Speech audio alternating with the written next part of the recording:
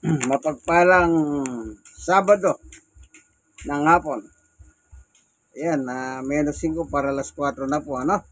Kaya ka ba? Dito po kami, kahit hindi medyo magandang panahon, medyo maambon-ambon, ang mahalaga, yung bigyan natin pagkakataon ng salita ng Diyos. Ano po? Yan ang maganda sa buhay ng tao. Kasi po, lalo na tayong mga tao, lalo na ngayon sa nangyayari sa ating bansa, bagyo. Isipin nyo, sunod-sunod na bagyo, sunod-sunod na habagat. Mas lalong maganda kung nasa presensya tayo ng Panginoon Diyos. Ano po? Ang layunin naman, mag-Bible study. Hindi upang kung ano-ano. Ano po? Kaya nandito tayo ngayon sa lugar ni Tatay Ogos at Nanay Claring upang magbasa ng Ebanghelyo ng ating Panginoon. Pero bago tayo papalaod doon, ugali na po namin na nagkakanta muna kami ng Kay Buti-Buti Mo, Panginoon. Okay, tayo ba sa akin ng kopya? Isang kopya. Ito, kaya ito.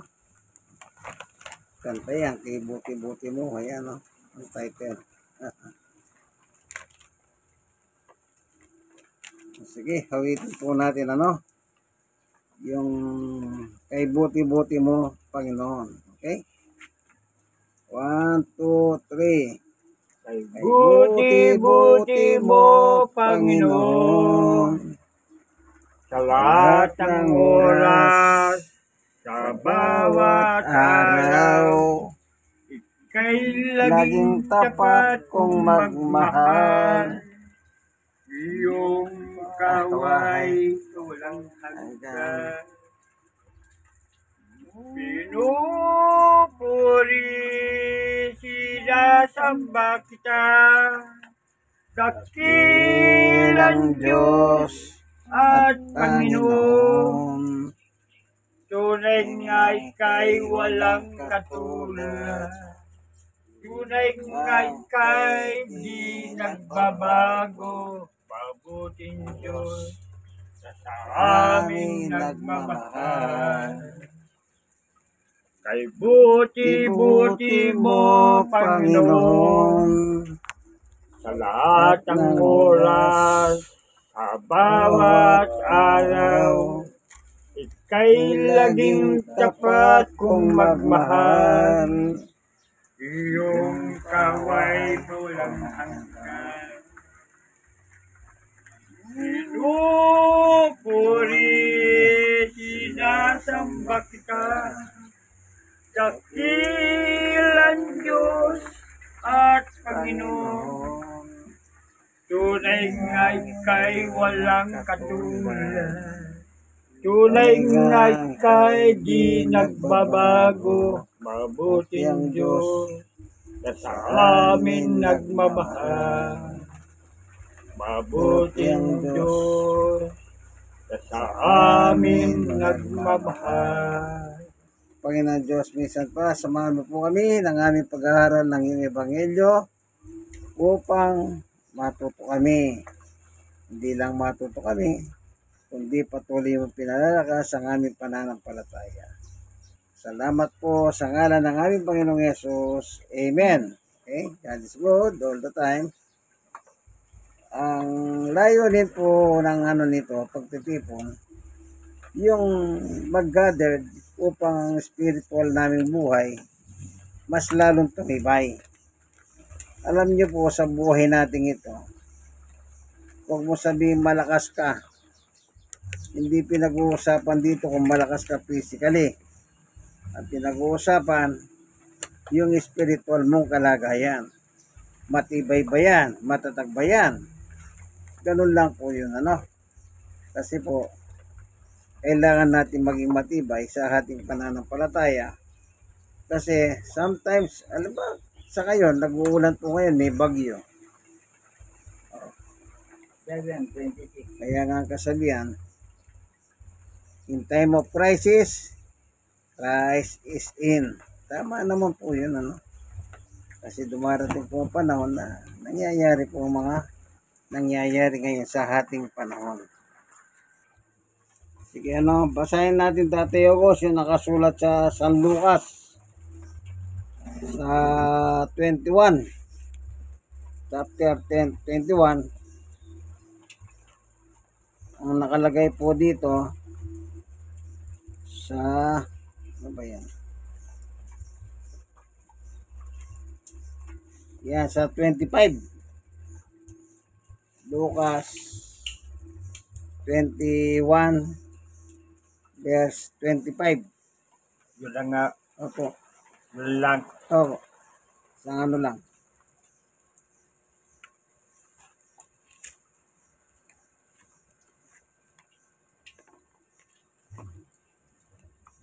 Kung saan sa panahon ng ating Panginoong Yesus nang siya ay nangangaral sa lupa. Ayan.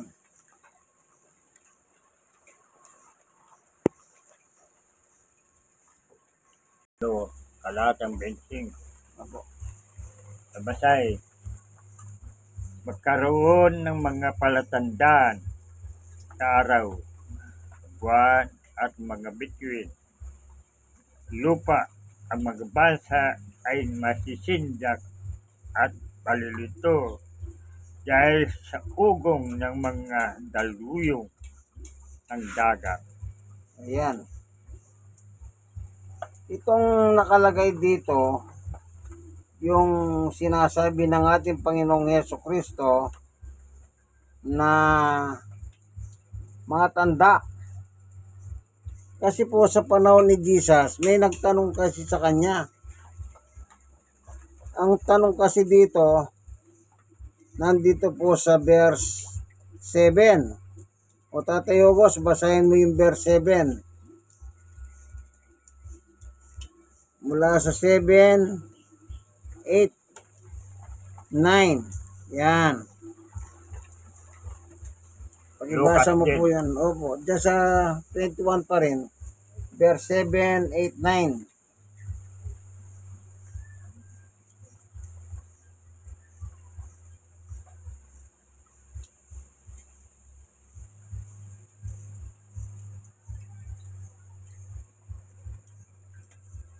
Yung binanggit ng Panginoong Yesus doon sa verse 25, tingnan natin yung tanong sa ating Panginoong Yesukristo sa kanyang panahon na siya ay nangangaral dito sa lupa. Magkahirapan. Sa verse 7, Tatay Ogos, verse 8 at saka verse 9. Kung po na, babasahin. Opo.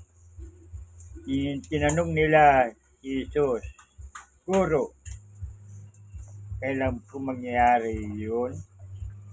At ano ang magiging palatandaan? Yun ay magaganap na. Sumagot si Jesus, mag-ingat kayo upang hindi kayo mailigaw inuman. Marami ang darating sa aking pangalan at magsasabi, ako ang Kristo, at dumating na ang panahon. Huwag kayong sumunod sa kanila. Huwag kayong matatakot kung makabalita man kayo ay mga digmaan at mga magsikan. Dapat munang mangyayari sa mga iyon.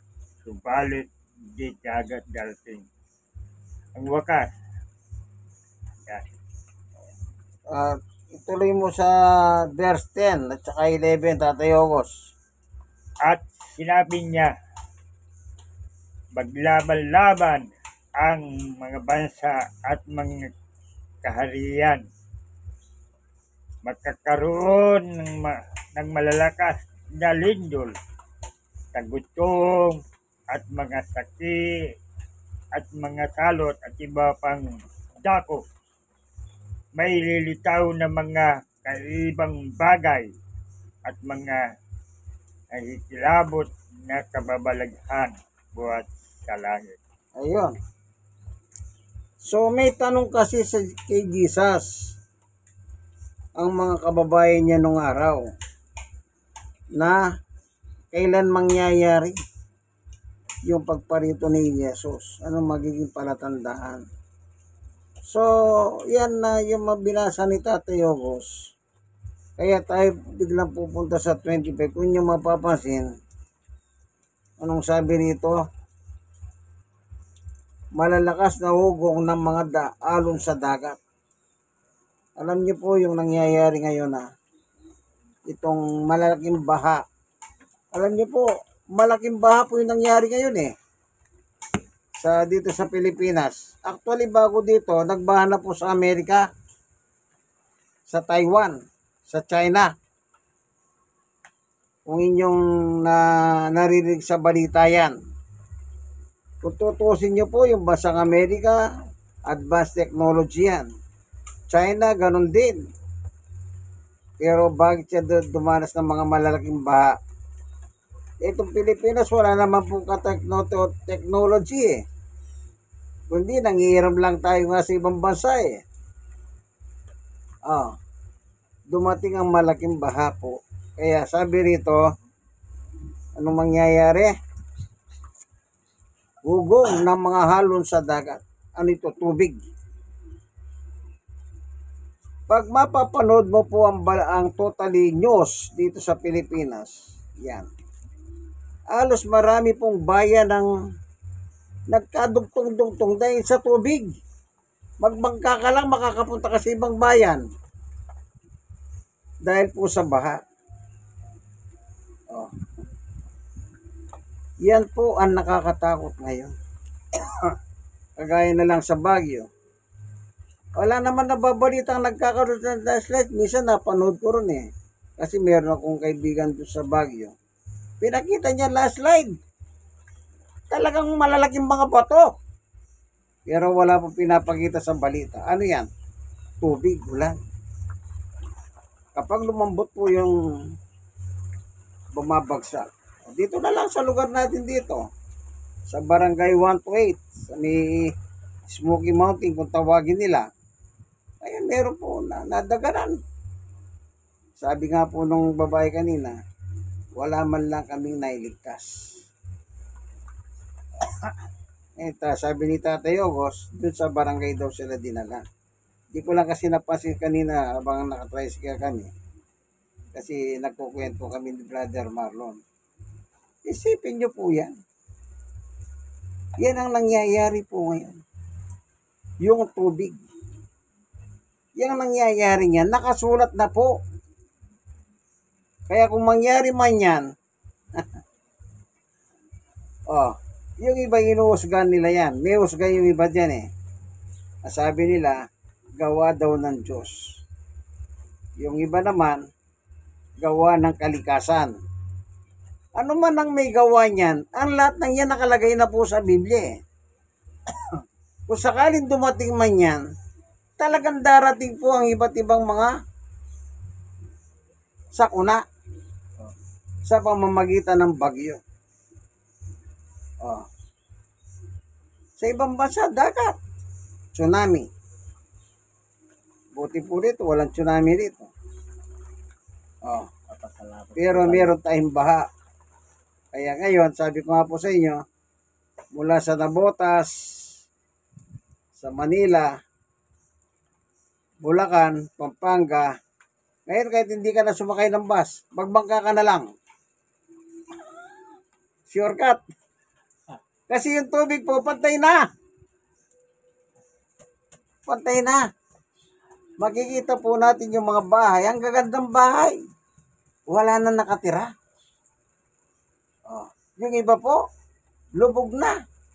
Mga simbahan. Sipin nyo, nung makalawa, bumabagyo, lubog. May tubig ang simbahan, tuloy ang kasal. kahit na may tubig na. Kita nyo po. Talagang ganito pong mga pangyayari, dumarating talaga po yung mga pagbaha. Kaya tayong mga tao, ano lang ang dapat nating gawin? Ayan. Ang mahalaga po dyan, lagi tayong magdasal sa Diyos.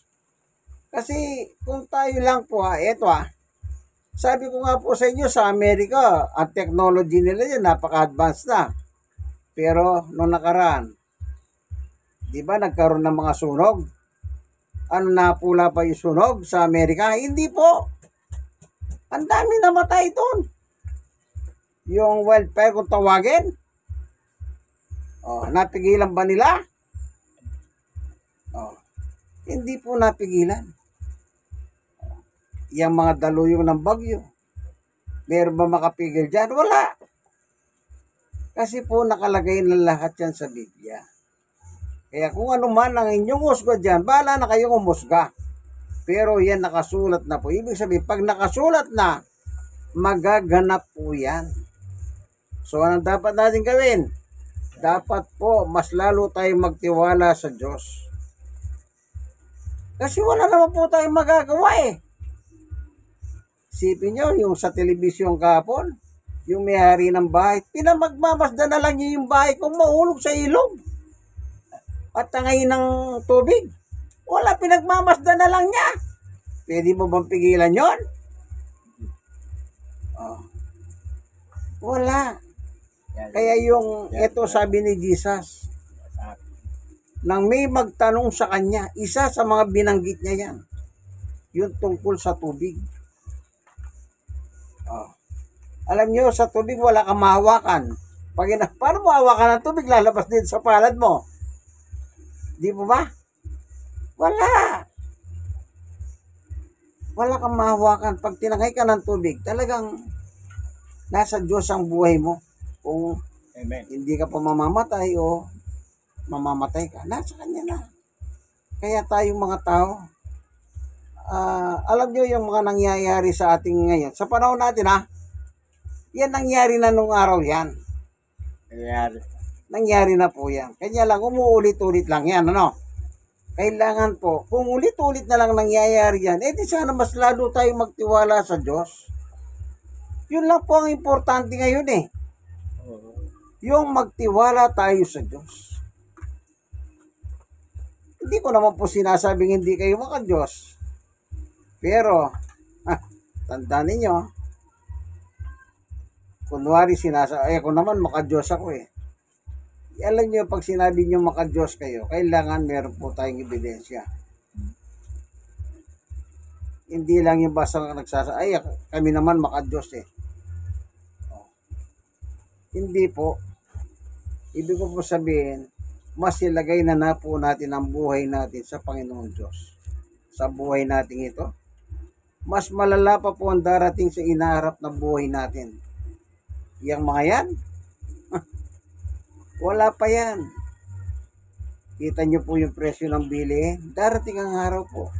Yung sweldo mo, pambili mo lang ng 1 kilong bigas. Yung sweldo mo. Bibili ka lang ng bigas, wala na.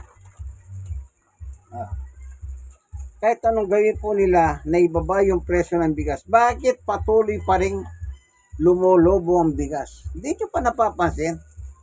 Ang gusto ng gobyerno, bumaba ang bigas. Pero bumababa nga ba? Hindi naman po eh.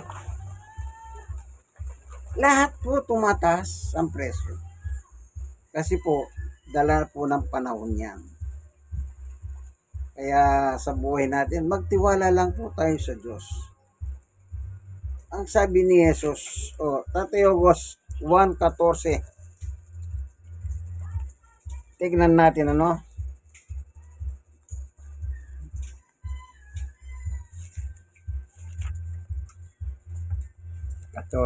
Opo, 1 at saka 6. What? 1 lang at saka 6, Tatay August, babasahin mo dyan, ano? Ano pong sabi ng ating Panginoong Jesucristo?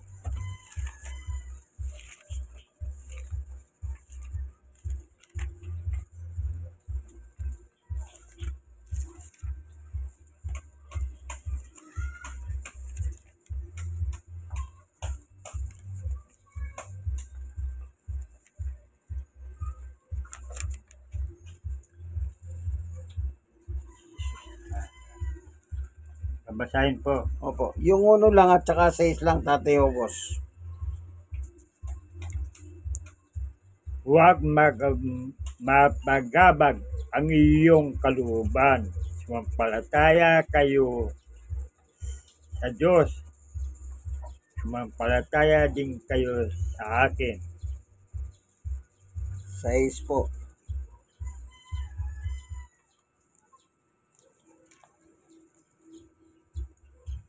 Sumagot si Jesus, ako ang daan, ang katotohanan, at ang buhay. Walang makakapunta sa Aba kundi sa pamagitan ko. Ayun, paano pakaliwanag? Anong sabi ni Jesus? Magtiwala kayo sa Diyos. Magtiwala kayo sa akin. Oh. Ako ang daan, katotohanan at ang buhay. Walang makakapunta sa aking Ama kundi sa pamamagitan ko. Ang mahalaga po kaligtasan ng ating buhay. Yang buhay dito sa lupa, pansamantala lang po yan. Para po tayo naglalakbay lang sa lupa dito. Lahat naman tayo mawawala eh. Lahat ng nandito nakikita nyo sa lupa, darating ang araw, susunugin ng Diyos yan. Walang matitira po. Ultimo dagat matutuyo sa sobrang init. Ang importante, yung kaligtasan ng buhay natin. Oh. Yun ang ibig ko sabihin. Magtiwala tayo sa Diyos. Yung mga kalamidad na yan. Meron bang kalamidad na nangyari noon? Di nangyari ngayon? Di ba pa ulit-ulit lahat? Taon-taon. Ano bang sa Pilipinas? Ano bang panahon ng tagulan? Mayo. O pagkatapos ng tagulan, sa isang taon nagmayo, tagulan na naman. Di po ba? Pabalik-balik lang. Cycle. Pero habang tumatagal, laging malala. Eh bakit? Tayo rin naman po sumisira eh. Sa totoo lang, tayo sumisira ng kalikasan. Yung ginawa ng Diyos, sinisira natin. Yan ang nangyayari ngayon. Climate change kung tawagin. Hindi po ba? O yung umulad ng mga bansa. Habang umulad sila, lalo silang nagpapadami ng mga gas. Yung kanilang mga, lalo na sa mga bansa, yung mga merong oil. O, ano yun? Gas. Lumilipad sa hangin yan. Hindi na mapapababa ang gas. Ang gas, pataas. Pag nandun sa itaas, mainit yan. Anong mangyayari? Ay, yung mga yelong bundok yelo, natutunaw po yun. At yun ang cause ng high tide. Malaking baha. Oh. Isipin nyo po yan. Tayo rin po ang dahilan. Bakit nasisira ang ating kapaligiran? Kaya nga nung araw, nagpanukala po yung mga bansang may hirap na sana daw yung maunlad na bansa na nagpapakawala ng gas sa impapawid, magbayad sila sa mga bansang mahirap. At isa po ang bansang Pilipinas sa mahirap. Na sana nagkiklaim po tayo noon. Na sana, kagaya ng Amerika, magbayad sila. Pero ano, meron ba nangyari? Wala. Walang nangyari. Pero sinong epektado? Lahat. Mas kawawa po tayong mga third world country. At ang bansa po natin Pilipinas, kabilang sa third world country. Kaya pag dumarating ang mga bagyo, wala tayong magawa. Ano lang gagawin natin? Hindi magdasal. Magdasal na lang tayo na sana makaligtas tayo. Yun lang po. Diba, magdasal ka, sana Diyos ko, wag umulan. Pwede mo ba pa? Nakatala na po yan eh. Oh, pag nakatala na po, mangyayari yan. Kahit ano pong gawin natin pagdarasal. Kasi, sige, ganito. Diyos ko, sana wag umulan. Di wag umulan. Ibig ba sabihin na utusan mo ang Diyos? Sige nga, subukin ng Diyos wag magpaulan. Eh, saan tayo kukuha ng tubig na inumin? Hindi po ba? Kasama na po sa create ng Diyos yan. Kaya kung nangyayari man yan, magdasal po tayo sa Diyos. Alam nyo ako, yung mga ganyan, hindi na ako nagtataka kung bakit nagkakaroon ng ganyang kalamidad. Nasa Biblia na eh. So, ano lang yung ginagawa ko? Dasal na maligtasan natin. Yung buhay natin. Yung buhay natin maligtas. Kasi yung kalamidad na yan, doon pa yan. Bagong sa matandang kasaysayan pa, marami na pong kalamidad nangyari. Baka akala nyo, magbasa po kayo ng kasaysayan ng mundo. Iba't ibang kalamidad po ang nangyari na sa buong mundo. Baka akala nyo ngayon lang ang kalamidad dahil siyempre ngayon lang tayo lumitaw. Pero kung pag-aaralan mo yung kasaysayan, marami na pong kalamidad ang nangyari sa ating mundo. Yung mga pinanggit ni Jesus, lindol, tagutom. O ngayon, pag ba hindi pa tagutom, ang mga tao walang trabaho. Dito sa Maynila, walang trabaho, 1 linggo na. Saan kukuha ng... Sige nga. Kung arawan ka, ang arawan wala sweldo pag hindi pumasok. Walang... Oh. Paano yan? May anak ka. Mangutang ka. Paano naman pagbayad? Trabahuin mo muna. Kaya yung mga kalamidad lang yan, hindi na po, hindi na, dati na yan. Sabi ko nga po, darating pang panahon, mas mahirap pa dyan ang daranasin natin. Kung buhay pa tayo. Sa Biblia po, nakasulat na yan. Yung sweldo mo, pambili mo lang ng 1 kilong bigas. Isipin mo kung susweldo kang 1,000, 1,000, 1 kilo? Wala pang ulam. Ano? Lugaw na lang at saka asin. Ang mundo natin ngayon, pahirap na po ang buhay. Ang sinasabi ko, mas magtiwala po tayo sa Diyos. Yung kaligtasan natin ang mahalaga. Kasi sayo natin sa gusto, milyonaryo tayo, bilyonaryo tayo. Pag namatay ka, wala rin kwenta yan. Mas mahalaga yung buhay mo. Masigurado mo. Ano sabi ni Jesus? Magtiwala kayo sa Diyos. Magtiwala kayo sa akin. Hindi kayo makakapunta doon hindi sa pamamagitan ko. Sabi niya, ano ba? Yung mga material na bagay. Kaya yung nangyayari sa atin ngayon, balik-balik na lang po yan. Pero tingnan ninyo, kahit paulit-ulit yung kalamidad, meron ba natututunan ng gobyerno? Wala! Alam niyo, doon na lang po sa Pampanga. Anong kailangan? Gawa tayo ng dike. Naging presidente, taga Pampanga, may ginawa bang dike? Wala. O, sabi nila noon, dike lang ang kailangan para wag tayo magba. Meron bang nagawang dike? Di kung meron sana, hindi nagba ang Pampanga. Taga ron ako eh. Gawa sila ng kalsada, papatungan. Dumating ang ba, hanggang ganyan ng tubig. Nasaan yung kalsada? Oh, doon sa Bulacan. Agunay, may Bible study ko noong nakarang taon. Dilagyan ng kalsada. Ngayon ang tubig, ganyan. Asa ng kalsada? Nasa agunay. Oh. Ano sinasakyan kong motor doon? Yung kolong-kolong. Alam niyo ba yung kolong-kolong? Yung mataas na motor? Oh. Para lang makanda. So dahil po sa high tide. Oh. Ganyan na po ang panahon natin ngayon. Sabi nga ng iba, baka mabura na ang ating bayan sa mapa. Hindi malayong mangyari yan. Dahil po sa kalamidad. Yung kalamidad na yan, nakatala na po sa Biblia yan. Kaya ako po, isa lang may papayo ko. Magtiwala po tayo sa Diyos. Kahit anong mangyari, wag po tayong bibitiw sa Diyos. Bakit? Yan na lang ang ating kailangan eh. Wala namang iba eh. Meron ba nakasulat na iba sa Biblia? Wala.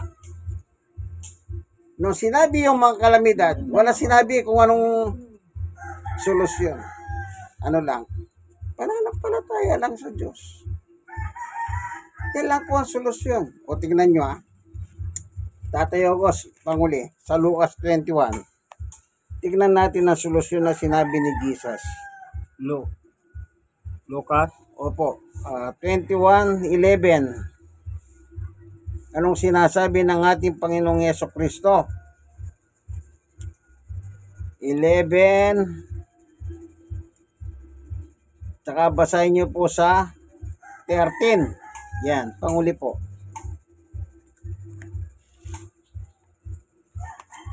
Lucas 21.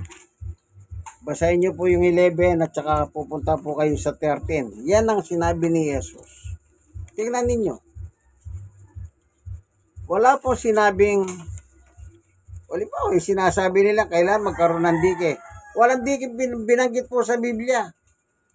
Kaisipan lang ng tao yon. Pero maraming dike po na nawasak. Nawasak. Kaya sabi nila, wala na. Yung iba, doon sa lugar namin sa probinsya, kahit na may dike, nag-iba pa yung dike. Kaya bakit? Yun nga po kalamidad Calamity. Lord. Sige tayo, Gos. Basahin mo tayo, Gos. Basahin po Apo. sa 11. 11. Pagkaroon ng malalakas na lindol, kagutom at mga salot sa iba-ibang dako. May lilitaw ang mga kaibang bagay at mga kakilag-kilabot na kababalaghan buhat sa langit. 13. Opo.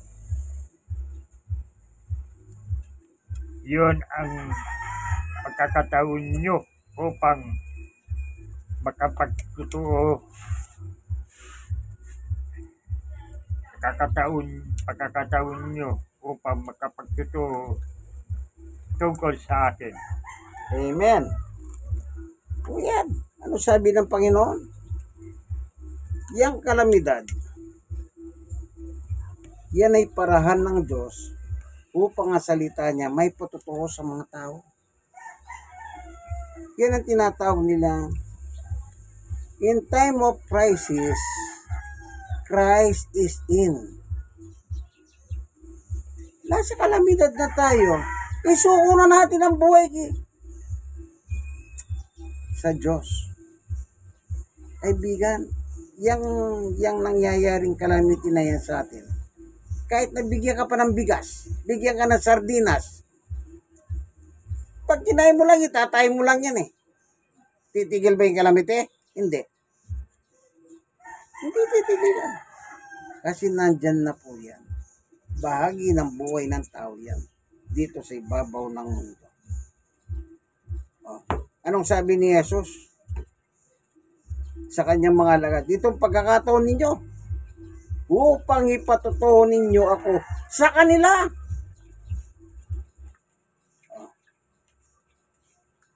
Yan po.